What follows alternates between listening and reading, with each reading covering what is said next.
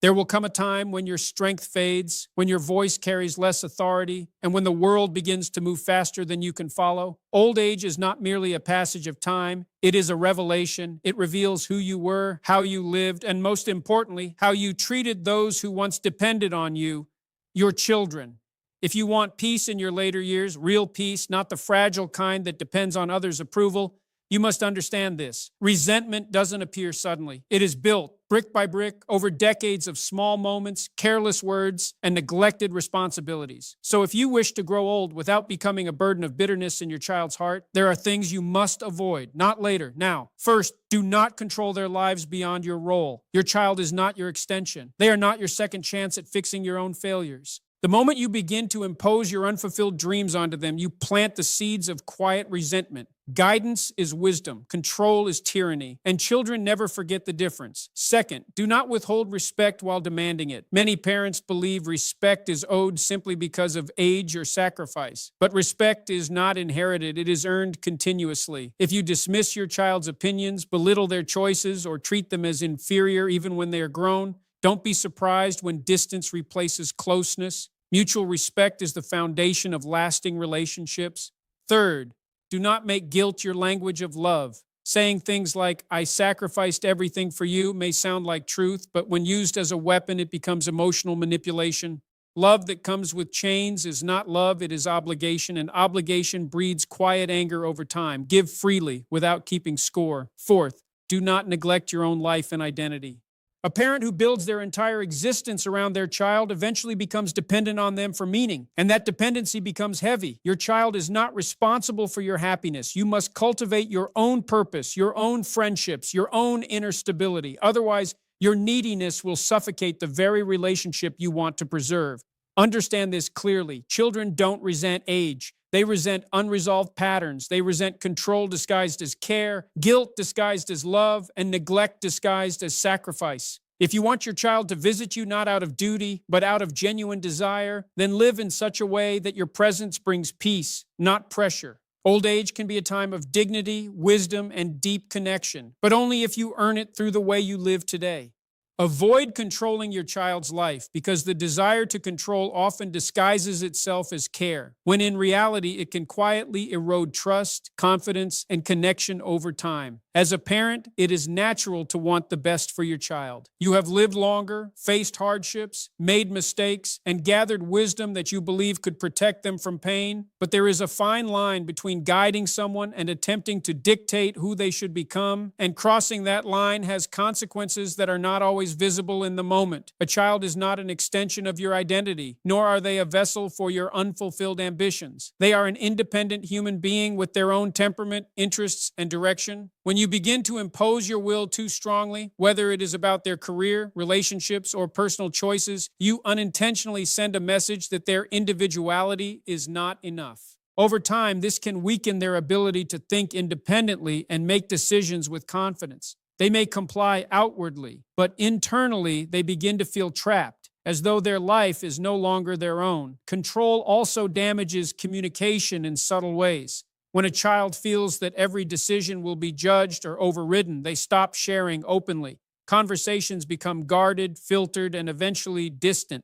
Instead of seeking your advice, they may begin to hide things from you, not because they want to deceive you, but because they want to preserve some sense of autonomy. This creates a gap that grows wider with time, and by the time you notice it, the closeness you once had may already be fading. There is also a deeper psychological cost. A child who is constantly controlled often struggles with self-doubt. They may question their own judgment, fearing that without guidance they will fail. This can lead to anxiety, hesitation, and an overdependence on external validation. Ironically, the very control meant to protect them from failure can make them less capable of navigating life on their own. True strength is built through experience, through making choices and facing the consequences, both good and bad. Letting go of control does not mean becoming indifferent or uninvolved. It means shifting your role from authority to support. It means offering guidance when asked, sharing your perspective without forcing it, and allowing your child the space to accept or reject it.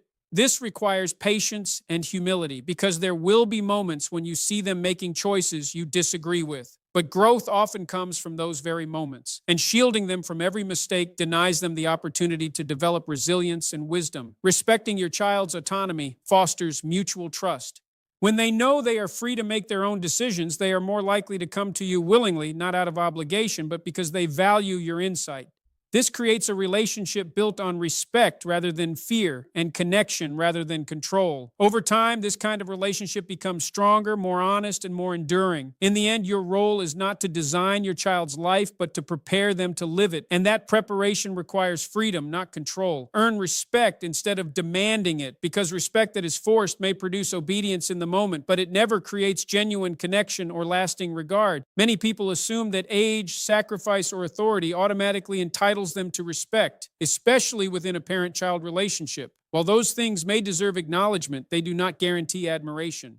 Real respect is not given out of obligation. It is built through consistent behavior, integrity, and the way you treat others over time. When respect is demanded, it often carries an unspoken threat, comply, or face consequences. This may work temporarily, particularly when children are young and dependent, but as they grow older and develop their own sense of identity, forced respect begins to feel hollow. It becomes something they perform on the surface while internally disconnecting. They may follow instructions, speak politely, and avoid confrontation, but underneath there can be frustration, distance, and even quiet resentment. This kind of dynamic creates a fragile relationship that weakens as soon as authority is no longer enforceable. Earning respect requires something far more difficult than asserting power. It requires self-discipline, emotional control, and a willingness to hold yourself to the same standards you expect from others. If you ask for honesty, you must be honest. If you expect patience, you must practice patience. If you want to be heard, you must also listen. Children are highly perceptive. They notice contradictions quickly. When they see a gap between what you say and what you do, it diminishes your credibility. Over time, they begin to question not only your authority, but your character.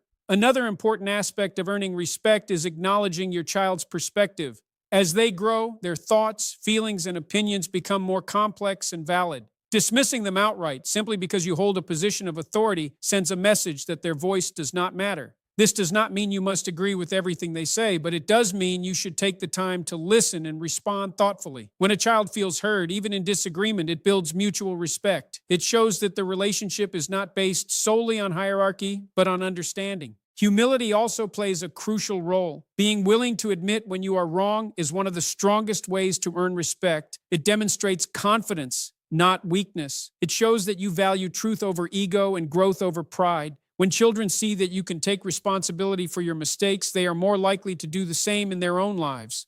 This creates an environment where accountability is shared rather than imposed. Consistency is equally important. Respect is not built through occasional gestures, but through repeated actions over time. It is in the tone you use during disagreements, the fairness of your decisions, and the reliability of your behavior. When your child knows what to expect from you, they feel secure. And from that security, respect naturally grows. Ultimately, respect that is earned carries a different quality. It is freely given, deeply felt, and enduring. It does not depend on fear or control, and it does not disappear when circumstances change. It becomes the foundation of a relationship that can withstand time, distance, and disagreement because it is rooted in genuine regard rather than imposed authority. Never use guilt as a tool, because the moment love becomes entangled with obligation, it begins to lose its sincerity and turns into something heavy and difficult to carry. Guilt may seem effective in the short term. It can influence behavior, create compliance, and even produce immediate results. But beneath that surface, it quietly reshapes the emotional foundation of the relationship in ways that are damaging and often irreversible. When guilt is used repeatedly, it sends a subtle but powerful message: that love is conditional, that care must be repaid, and that personal freedom comes with emotional consequences. A child who hears phrases that imply sacrifice as a debt, reminders of everything that was done for them, everything that was given up, begins to associate love with pressure.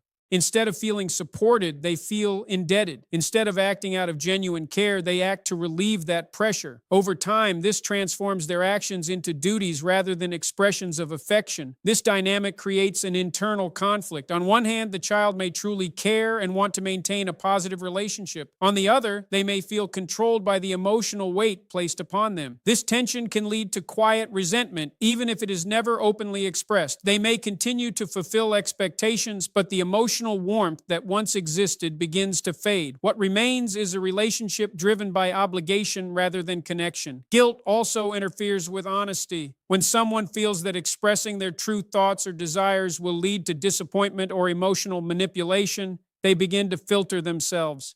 They say what is expected, not what is real. They agree outwardly while disagreeing internally.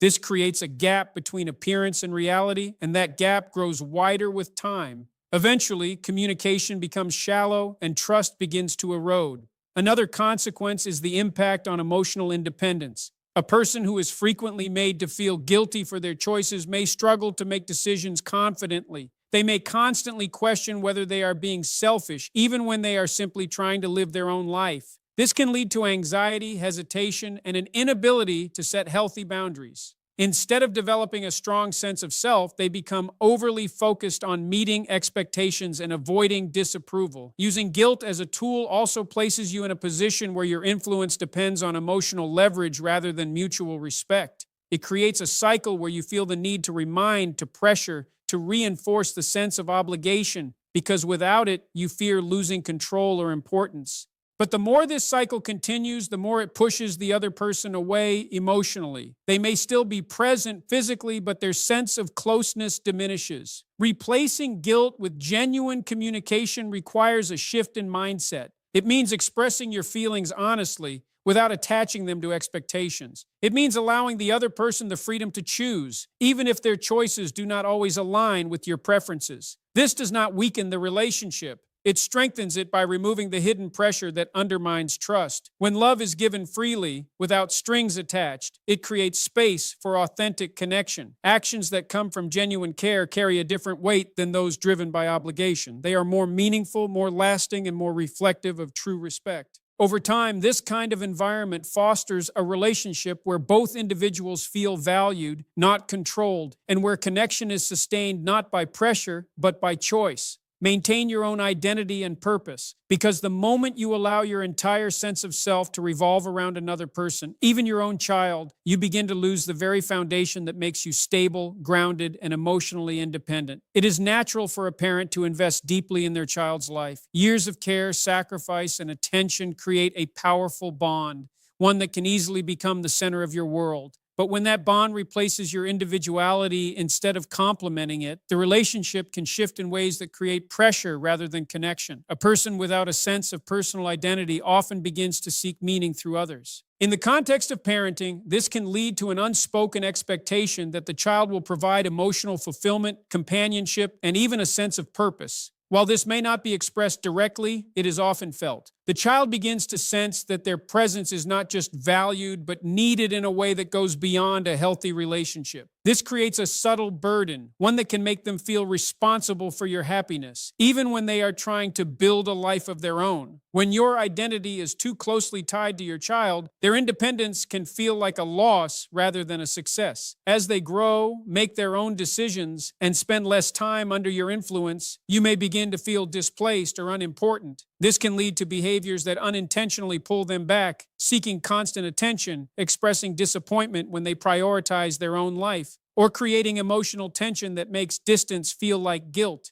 These patterns do not strengthen the relationship. They strain it by turning natural growth into a source of conflict. Having your own purpose acts as a stabilizing force. It allows you to support your child without depending on them. Whether it is through work, personal interests, friendships, or meaningful goals, maintaining an independent sense of direction ensures that your emotional well-being does not rely entirely on another person's presence or actions. This independence creates balance. It allows you to engage in the relationship from a place of strength rather than need. It also sets an important example. Children learn not only from what you say, but from how you live. When they see you maintaining your own interests, continuing to grow, and finding fulfillment beyond your role as a parent, it reinforces the idea that life is something to be built continuously. It shows them that identity is not fixed to a single role, but evolves over time.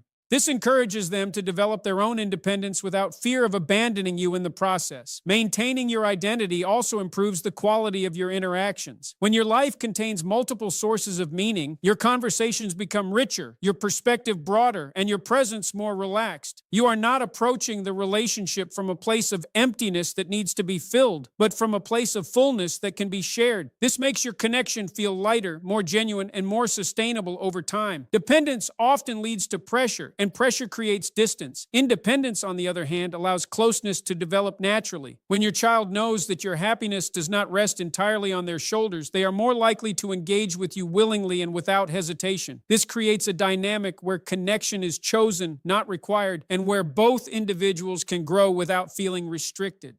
Holding on to your identity is not a rejection of your role as a parent. It is what allows you to fulfill that role in a healthier, more balanced way. It ensures that your presence in your child's life remains a source of support and stability rather than a weight they feel obligated to carry. Understand that resentment builds over time because it is rarely the result of a single moment or one major mistake. It grows quietly, almost invisibly, through repeated patterns of behavior that seem small and insignificant in isolation but become deeply meaningful when accumulated over years. A dismissive comment, a controlling decision, a lack of appreciation, or a moment where someone feels unheard. These experiences do not simply disappear. They are remembered, stored, and slowly woven into a larger emotional narrative. What makes resentment particularly dangerous is that it often develops beneath the surface. Outwardly, everything may appear normal. Conversations continue, responsibilities are fulfilled, and there may even be moments of warmth. But internally, something begins to shift. The emotional tone of the relationship changes, not dramatically, but gradually. Patience becomes thinner, tolerance decreases,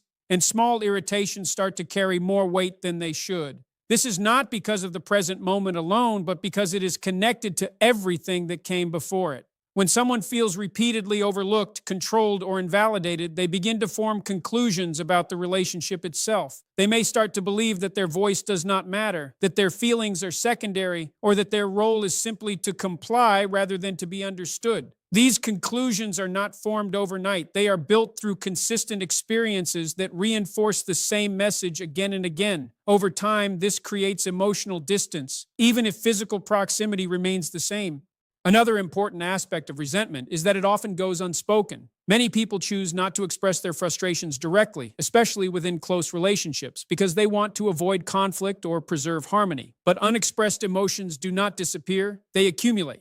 Each unaddressed issue adds another layer, making it more difficult to resolve the underlying problem later. Eventually, the weight of these unresolved feelings becomes too great, and it may surface in unexpected ways: withdrawal, coldness, passive resistance, or sudden emotional reactions that seem disproportionate to the situation. This gradual buildup also affects how intentions are perceived. Actions that may have once been interpreted generously begin to be viewed with suspicion or negativity. A simple suggestion may feel like criticism. A question may feel like judgment, and concern may feel like control. This shift in perception is not random. It is shaped by the history of the relationship.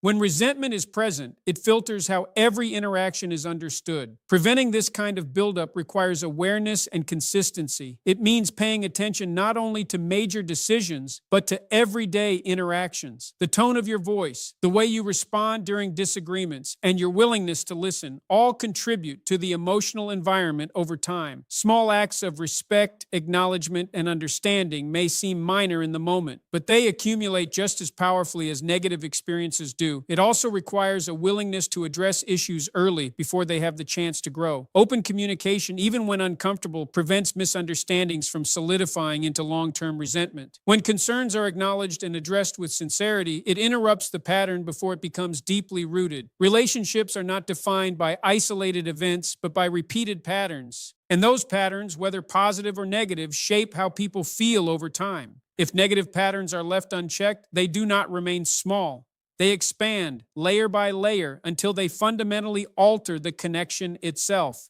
Focus on emotional legacy, not authority, because in the end, authority fades, but emotional memory remains. The influence you believe you hold over someone, especially your child, may feel powerful in the present moment, but it is temporary. It depends on position, dependence, and circumstance. Emotional legacy, however, is something far deeper. It is what remains in a person's mind and heart long after the structure of authority has disappeared. It is how they remember you when they are no longer required to listen, obey, or stay close out of necessity. Many people confuse authority with impact. Authority can enforce behavior, shape decisions in the short term, and create compliance through expectation or pressure. But compliance is not connection.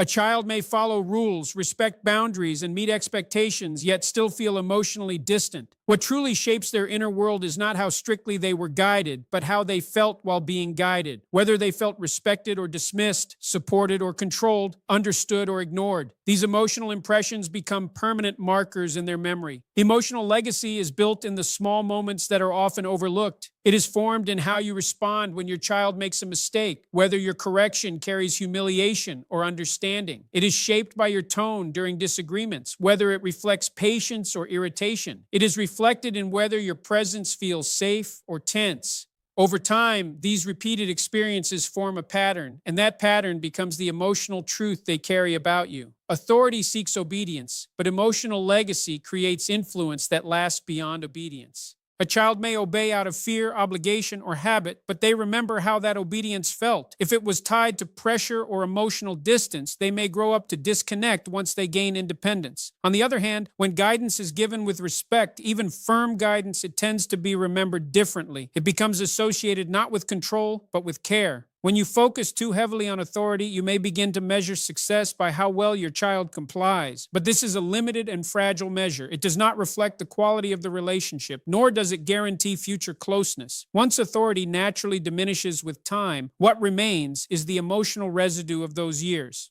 If that residue is filled with resentment, distance, or unresolved tension, then authority has achieved compliance but lost connection. Emotional legacy, by contrast, is concerned with how you are experienced as a person, not just as a figure of authority.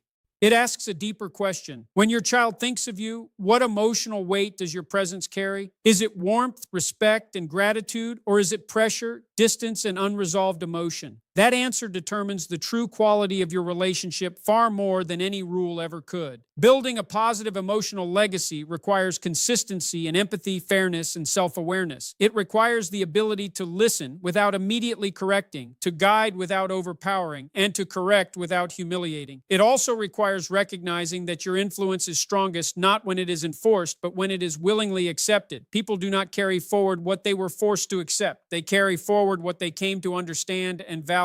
Over time, authority naturally dissolves as roles change and independence grows. But emotional legacy continues to live in memory, shaping how a person speaks about you, thinks about you, and carries your influence into their own life. It becomes the silent inheritance you leave behind, not in control or instruction, but in emotional imprint.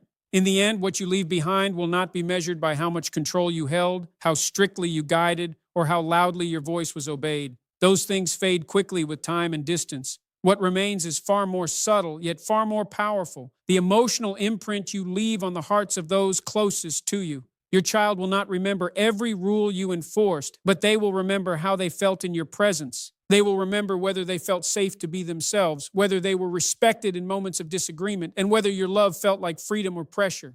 These memories do not disappear. They become part of their inner voice, shaping how they see relationships, trust, and even themselves. So as life moves forward, the real question is not how much authority you exercised, but what kind of emotional story you are writing through your actions today. Because one day, when your voice is no longer needed for instruction, it will still live on in memory. And in that silence, what will remain is not your authority, but your legacy. Make it a legacy worth remembering.